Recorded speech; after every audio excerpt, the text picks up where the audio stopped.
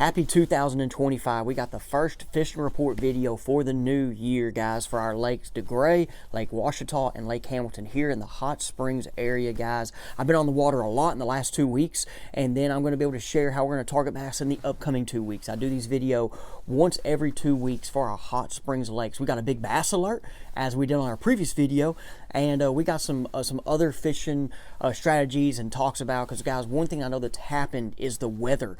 We had, for me, Lake Washita was fire, and then all of a sudden we had all this rain, 4 or 5 inches of rain. The lake came up, and then I had a bad trip. I had a tough trip on Hamilton as well. Then we had a good trip, and also before the weather, man, I smashed them out there on Lake Hamilton. Had a good time. So guys, we're about to go in depth on how these fish were acting before and then with the weather and how to target them after.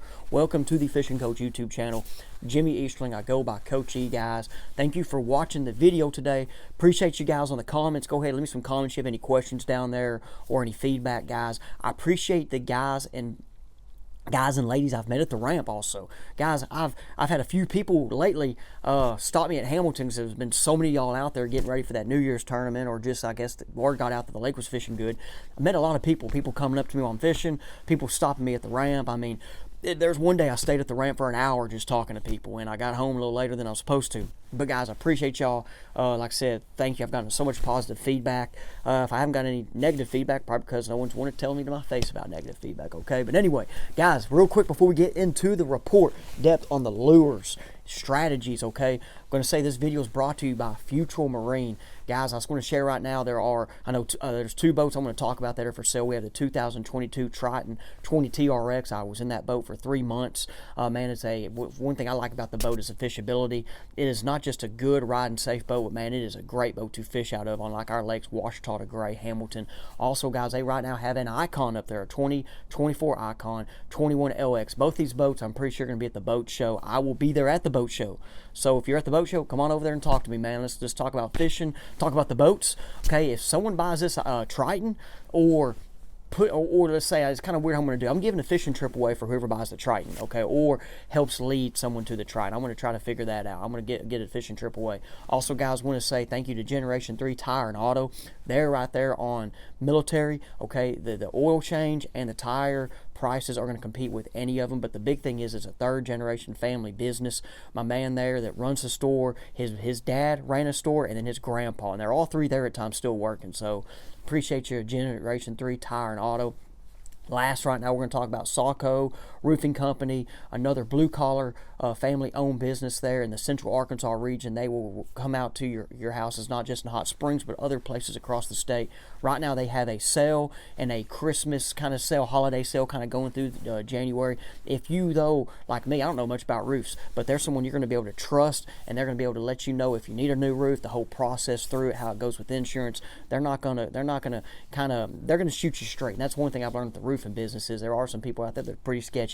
Our man Buzz Sawyer that runs it is a fisherman, by the way, okay? So appreciate all y'all. I know we're now 3.5 minutes in, but that's okay, because this video wouldn't be here without them sponsors. If you want to be part of the Fishing Coach Jimmy Easterling Fishing Business, go ahead and find me on Facebook, send me a message. I got a few spots I'm going to kind of work with. I don't want too many companies. I want for the companies here, they are locally, and I'd like to have a couple more potentially, okay? I don't want too many though.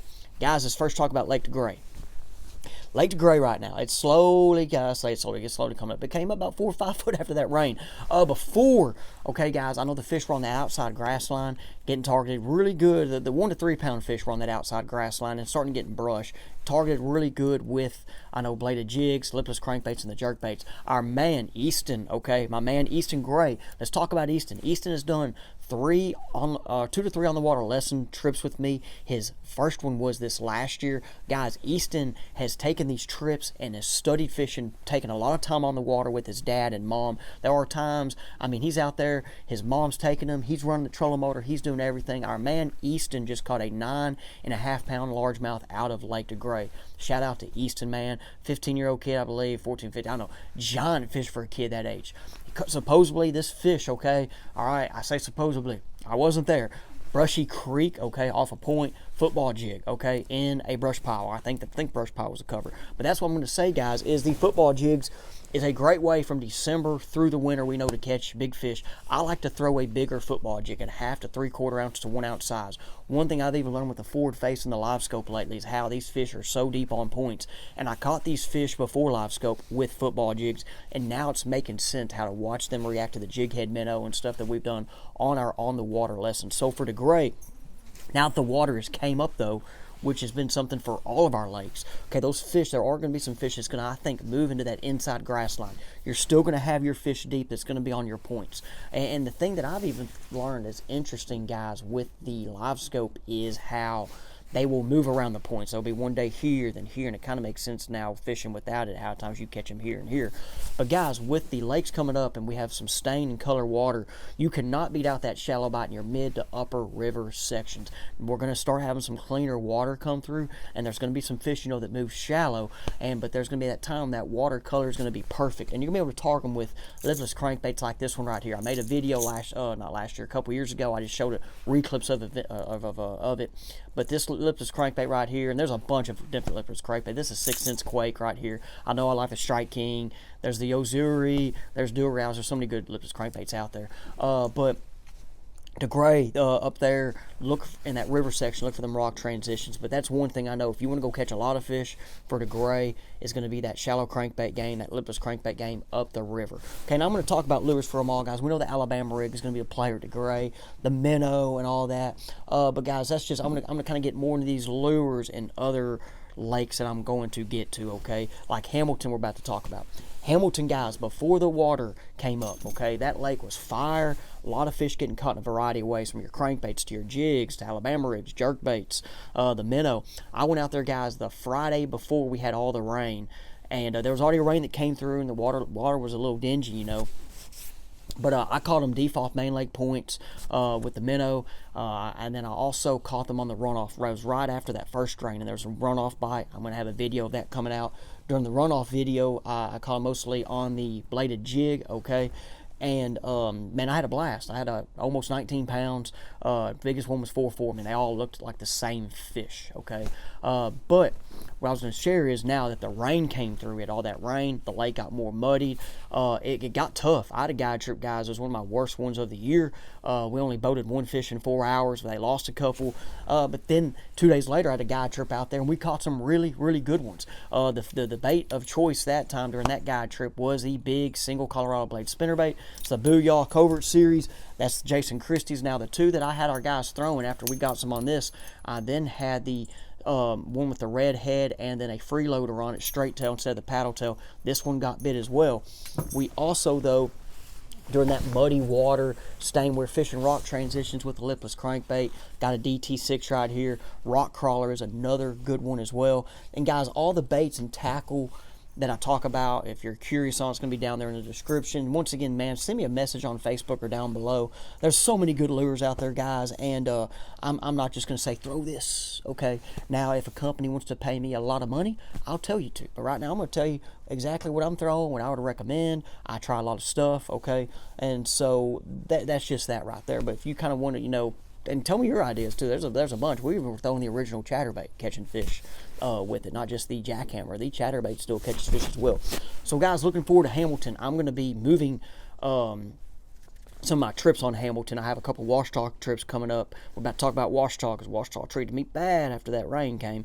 But I'm going to be moving on some of my trips to Hamilton. Even after my guided trip that day, I had people coming out there, pulling up to me, talking. And then I went back out there, found some fish on another deep main lake point, and caught them with a minnow. Caught 17 pounds and 5 fish. It was 5 casts, 5 fish, boom, boom, boom. One of the ones I've been trying to test, guys, is the mooch minnow.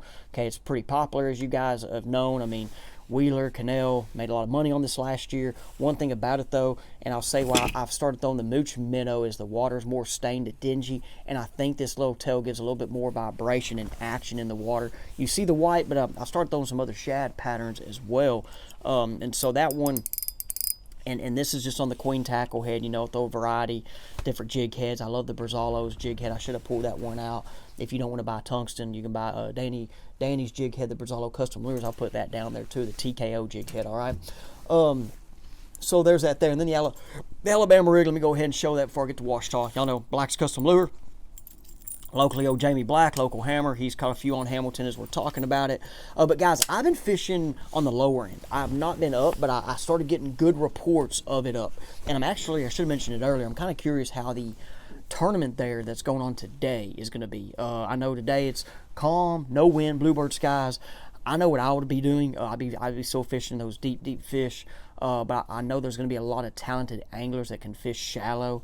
And someone's going to catch them. I would think 18, 19 pounds is going to win. There's 100 boats out there, but that lake sometimes doesn't take 100 boats well because it's smaller. It's on a 3-foot drawdown, a lot of pressure. And some of them shallow fish, I think, have gotten a lot of pressure lately, as I've seen on my guide trips, why that shallower bite has been more tougher.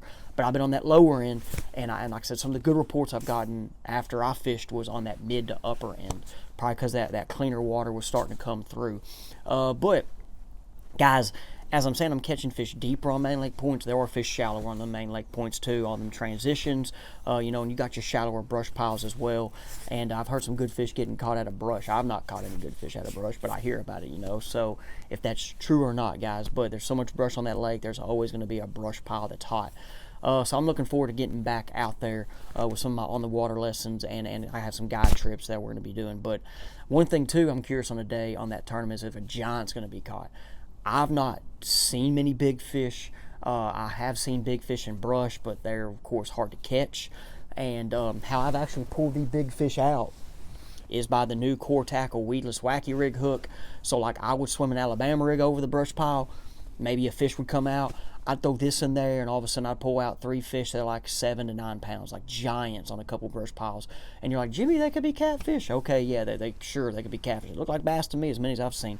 But this weedless wacky rig hook is new by Core Tackle. I can get that thing in the brush pile, and I'm not getting it hung up. And it's just something different, but it's drawing the fish out. I've just not gotten the bites with it yet. I still got to figure out the wacky rig game. If you're still watching this video, by the way, you just got some juice right there. I've not gotten the wacky rig game yet.